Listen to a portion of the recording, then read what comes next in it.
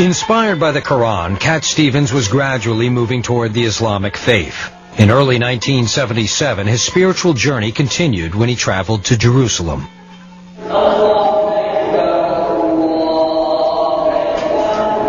There I was, in the middle of, this holy city, walking into this mosque.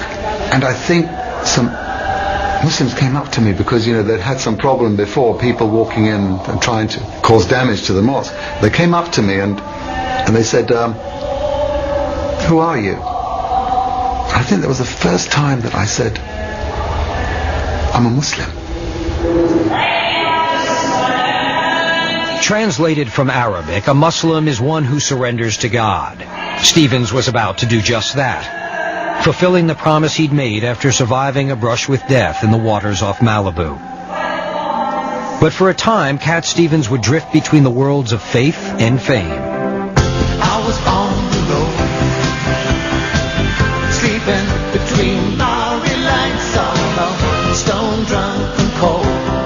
In April '77, he released Is It So? The album harkened back to his earlier work, but songs like I Never Wanted to Be a Star clearly expressed his growing weariness with the trappings of stardom. I think I see the light, not another me in the star machine. Oh no, this time I won't go. Cat's focus was clearly shifting. The 29-year-old immersed himself in the study of the Quran. And then Stevens came across a beautiful story that in many ways mirrored his own life. I think that revelation came when I read the Quran, and it was the chapter of Joseph, the story of Joseph, the son of Jacob. It was his story that really opened my heart, and I started to weep. And I said, this is not the word of a man. This is God's word. Allahu Akbar, Allah. When I accepted the Quran was indeed a book from God, it was natural for me to accept the prophet who received this book as being the last prophet. Allahu Akbar. Then, in December 1977, he walked into London's Central Mosque and embraced Islam. Now a true Muslim, Cat Stevens decided to change his name one last time. I suppose the name that I'd always loved was Joseph. In fact, that was the first name of the school that I went to, St. Joseph's. And of course, because of the chapter of the Quran, which really opened my heart, I said, that's the name. Later, my Arabic teacher who was teaching me how to pronounce Arabic, I told him that was my choice. He said, can't you use the Arabic pronunciation? I said, yeah, why not?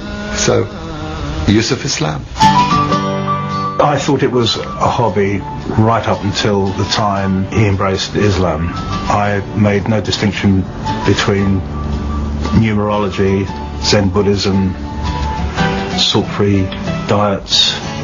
It had happened very quickly. How I found out, I can't remember it, by osmosis. Steve is now Yusuf. But Yusuf still had obligations as Cat Stevens. So in 1978, he made one last album. The appropriately titled Back to Earth was an eloquent farewell. I'm not seeking any more pain, 'cause I've had enough of that. I was now able to make life my art. I now have been singing about, doing so many great things and changing the world. Well, the Quran said, to me, if you don't change what's within you, you can't change anything. And so that's where you have to start. There was no more left in me. Back to Earth was his coming down, his getting off. I want to get off, is what he was saying. I want to get off, and I want to be free. Then Yusuf realized he may have to sacrifice the career to which he dedicated so much of his life. Being on stage, being highlighted, and being, if you like, the center of attention was in itself slightly idolizing. And that, of course, was opposed to what Islam was teaching. gluttony, conceit, competition, envy, sex, drugs, rock and roll. So therefore, it was obvious that I had to readjust myself to my new life. So in May 1978, Yusuf Islam announced the Cat Stevens era was over. It was an unprecedented move. No other star of his stature had walked away so abruptly. From a business point of view, he was really not interested in recording anymore. And since he was the biggest selling artist we had at the time, that was obviously disappointing. Billy Joel once said that if the devil was going to go into business, he would go into the music business. The music business is about egos. It's about inflating egos. Islam is very much opposite that kind of ethic. It's about diminishing the power of the ego.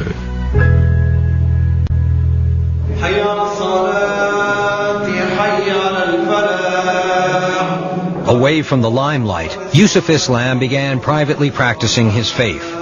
The director of London's Central Mosque remembers that the congregation welcomed Yusuf, but were uncertain what to make of the former superstar. The British community in general regarded this also with both fascination, admiration, and, shall I say, mystification as well. Because what on earth, what is there in Islam to make a man abandon fame and fortune so easily?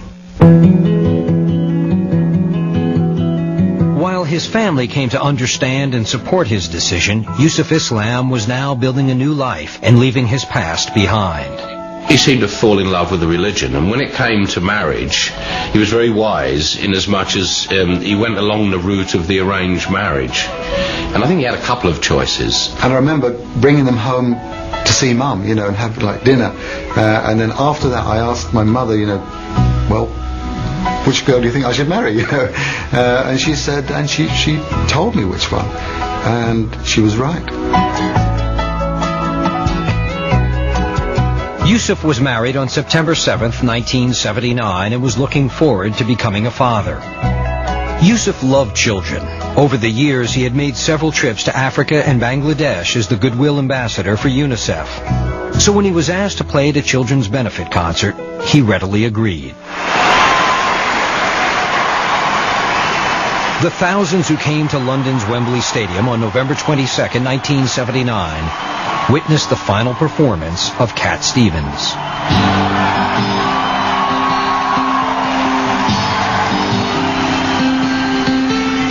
Many fans and friends grappled with why someone with such a God-given talent would turn his back to it. It's not time to make a change. Just relax, take it easy. It was strange, sad, and it was the basis of a great deal of my career, so it was a vast change for me.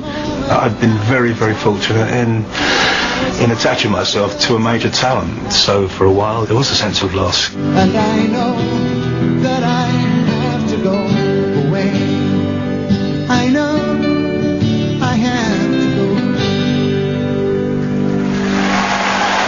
Yusuf Islam donated much of his fortune to humanitarian causes. He gave up alcohol, and erasing any hope of a return to the stage, he auctioned off all his musical instruments, giving the proceeds to charity.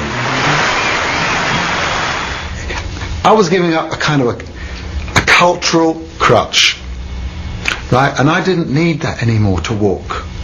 I was now able to walk in the light.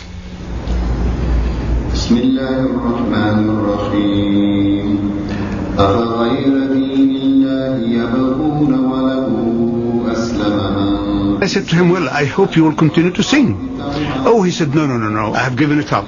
Why not? Why have you? Why have you given it up for? And he said that, he was told that it was haram. It was not allowed in Islam. I said, well, that's a view which is not really the sound view.